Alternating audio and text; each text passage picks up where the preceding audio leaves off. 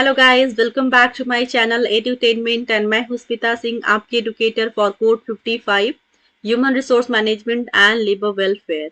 And we are talking about unit 4 organisational behaviour and we are preparing for NTA UGC NET JARA 2022, right. And आज के हम इस session में बात करेंगे, मैं आपको उस स्लाइड पे लेके जा रही हूँ जहां से हमें हमारा आज सेशन स्टार्ट करना है, आज का सेशन स्टार्ट करना है। एंड इससे पहले हमने जो भी सेशंस लिए हैं, जो भी टॉपिक्स हमने कवर किया था, आपने देखा होगा that they are very much important from the exam perspective and for the understanding perspective. ठीक है, जैसा कि मैंने बोला था कि हम क्वालिटी स्टडी करेंगे, हम सिर्फ क्वेश्चंस किन पे बनते हैं हम सिर्फ उन पे ही बात ना करके हम कॉन्सेप्ट पे भी बात करेंगे।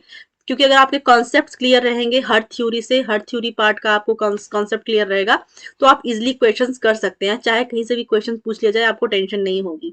ठीक है, अगर आपको लगता है कि क्वेश्चंस फिर भी नहीं आ रहे हैं, तो आप एलिमिनेशन एंड सब्स्टिट्यूशन का सहारा लेके क्वेश्चंस को इजिली एलिमिनेट करके देख सकते हैं कि ठीक है, ये ऑप्शंस 4 ऑप्शंस दे दिए गए आपको, आपको लगेगा ठीक है ये तो हो ही नहीं सकता, अच्छा ये बी भी नहीं हो सकता, तो आप बचे 2 सी एंड डी। ठीक है, आपके पास बचा, अगर आप सी एंड डी में कंफ्यूज हैं कि ये हो सकता है या ये हो सकता है, उसमें भी आप एलिमिनेट करने की कोशिश करेंगे। एंड आप क्या होता है कि 50% का जब चांस हो जाता है, तो 50% में या तो आप सही करेंगे या तो गलत करेंगे। ठीक है, तो अगर आपने थोड़ा दिमाग लगाया, आपने थ्योरी पार्ट, आपका कॉन्सेप्ट क्लियर है, थ्योरी पार्ट अच्छे से पढ़ा है, कॉन्सेप्ट क्लियर है, तो आप 99% क्वेश्चन को सही मार्क करके आएंगे, राइट। सो इस तरह से हम वर्क करते हैं, वो इस तरह से हम हमारी जो स्ट्रेटजी है एग्जाम को क्रैक करने के लिए, इस स्ट्रेटजी के through that will study conceptually, not will do cramming. हम रट्टा मार के नहीं पढ़ेंगे, only will do conceptual study. चाहे हम थ्योरी पार्ट करें, चाहे हम पीवाईक्यू सॉल्व करें, चाहे हम एमसीक्यूज देखें, हम सब पे, हम हर एक पोर्शन पे बात करेंगे एंड उस सारे पोर्शंस को समझ के पढ़ेंगे, ना कि रट्टा मार के पढ़ेंगे, राइट।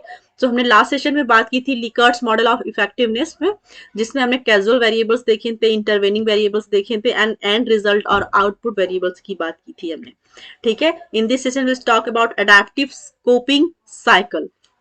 सो एडेप्टिव कोपिंग साइकिल्स क्या है, हम बात करेंगे। The system view emphasis interaction of organization with environment to ensure continued availability of inputs and positive acceptance of outputs. So हम बात करेंगे क्या इंटरैक्शन होता है, किस तरह से आप अडेप्टिव होते हैं एनवायरमेंट के अंदर। आप देखेंगे कि आप you will ensure continued availability, ठीक है, लगातार किसी चीज की अवेलेबिलिटी हो, ठीक है, ऑफ इनपुट्स, ठीक है, इनपुट्स की लगातार अवेलेबिलिटी हो एनवायरमेंट के अंदर and that positive acceptance of output. ठीक है, अगर आप किसी चीज पे पर्टिकुलरली फोकस्ड होकर काम करते हैं, सस्टेनेबल काम करते हैं, तो आपका अचीवमेंट लेवल, आपको कोई नहीं रोक सकता आउटपुट पाने से। ठीक है, आपको आउटपुट मिलेगा ही मिलेगा। आप ये सोच लेंगे कि ठीक है मैंने 1 घंटे काम किया तो मुझे इसका रिजल्ट अच्छा मिलना चाहिए, मुझे रिजल्ट अच्छा मिलेगा, नहीं।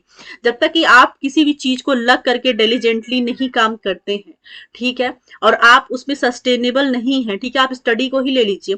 क्या आपको लगता है कि आप 1 दिन या 1 महीना या फिर 2 महीना पढ़ के आप एग्जाम को क्रैक कर लेंगे? नहीं, कभी नहीं कर सकते। आपको इसके लिए सस्टेनेबल स्टडी करनी पड़ेगी।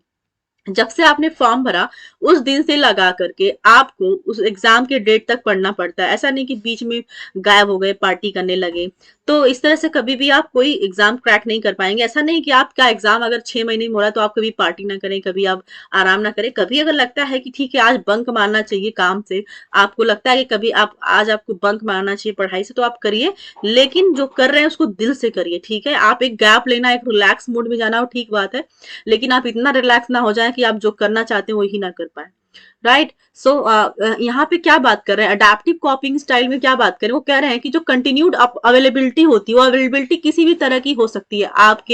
आपके काम की अवेलेबिलिटी हो सकती है, आप अवेलेबल हैं किसी काम के लिए, उसकी बात कर सकते हैं, एनवायरमेंट में किसी ऑब्जेक्ट की बात कर सकते हैं। तो बात कर रहे हैं the system view emphasis interaction of organisation with environment to ensure continued availability of inputs and positive acceptance of outputs. Flexibility of response of the organization to changing environment, the efficiency with which the transformation takes place in the organization, the level of employee job satisfaction and the clarity of communication.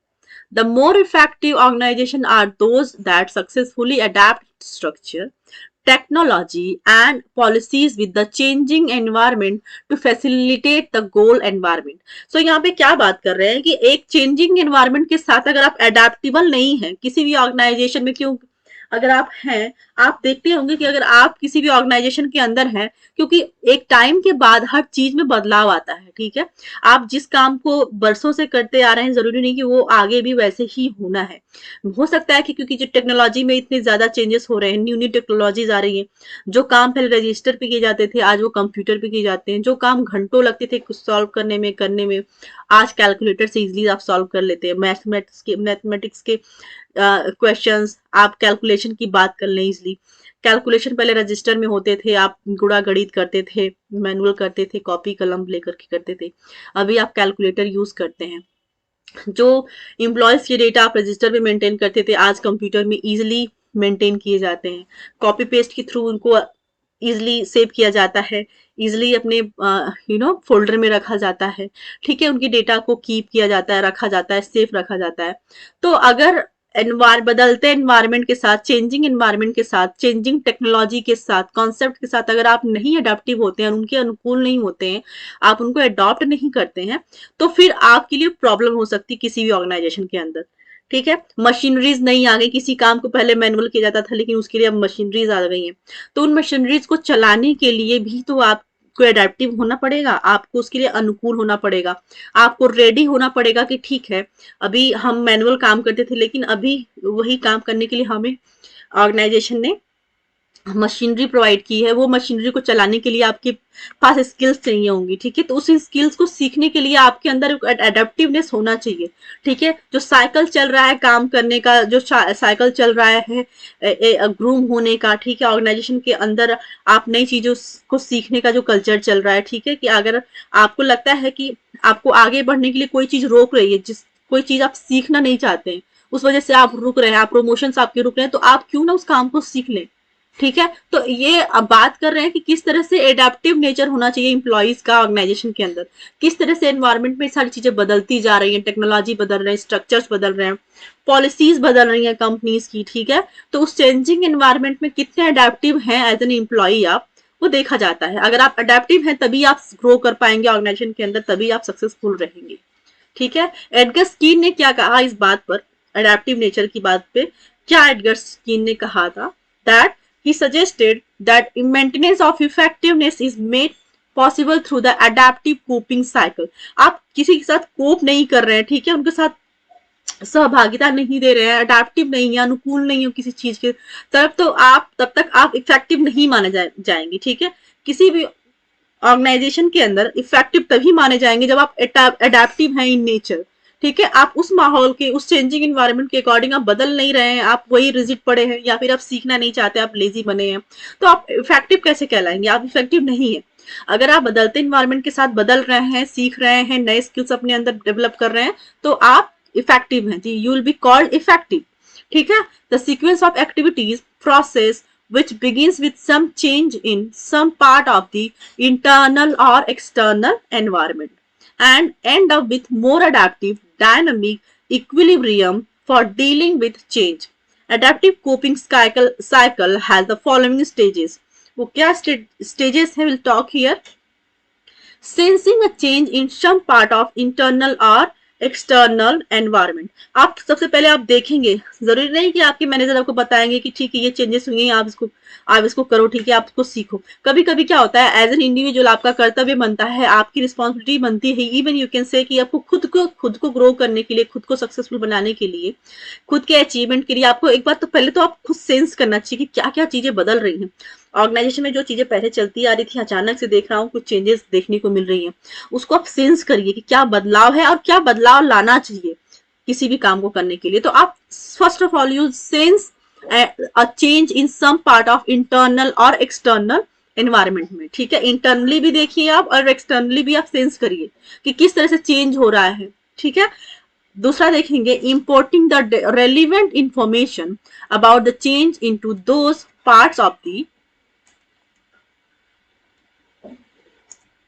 organization that can act upon it, ठीक है, आप import करेंगे, उसको लाएंगे, ठीक है, the relevant information about the change, ठीक है, आप रेलिवेंट इन्फॉर्मेशन लेके आइए अबाउट द चेंज कि क्या चेंजेस हुए हैं, उसकी रेलिवेंट इन्फॉर्मेशन इकट्ठा करिए, उनकी रेलिवेंट इन्फॉर्मेशन लेकर के आइए with in the organisation.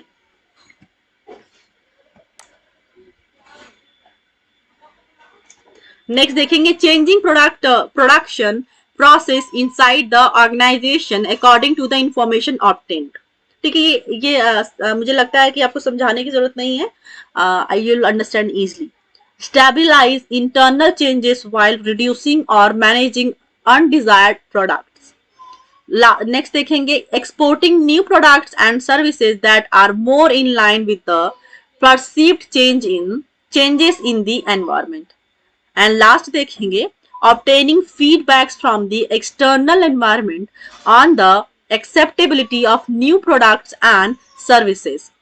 Skin contended that the effectiveness of an organization is either maintained or lost depending upon the sensing and use of feedback from the environment.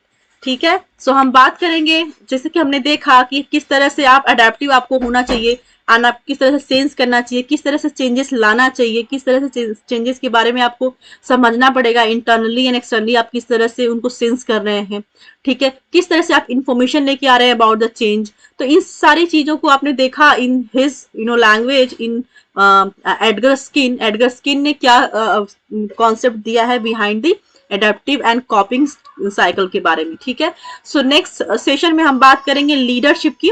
Leadership पे हमारा जो topic होगा हम next session में लेंगे and उसको अच्छे से देखेंगे, ठीक है, क्योंकि लीडरशिप पे बहुत सारे क्वेश्चंस बनते हैं।